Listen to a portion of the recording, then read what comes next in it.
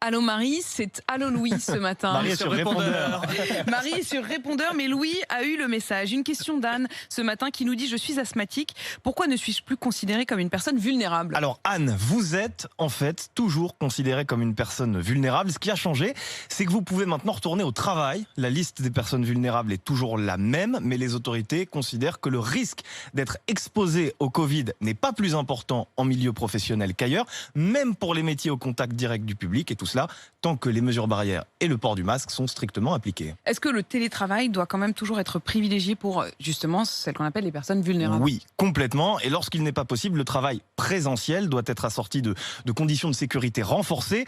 En revanche, ces personnes vulnérables, et notamment les asthmatiques, n'ont plus droit au chômage partiel. Mais est-ce qu'il y a quand même certaines personnes encore plus fragiles, encore plus vulnérables, une sorte de degré de vulnérabilité, qui, elles, ont toujours droit au chômage partiel? Oui, c'est le cas par exemple pour les personnes atteintes d'un cancer et qui sont sous traitement. C'est également le cas des personnes âgées de 65 ans ou plus, qui ont un diabète associé à une obésité ou à des problèmes vasculaires, ou encore les personnes souffrant d'une insuffisance rénale chronique sévère. Donc voilà la réponse à Anne, qui effectivement, on espère qu'elle prend soin d'elle, mais le gouvernement en tout cas maintenant l'encourage quand même à retourner travailler.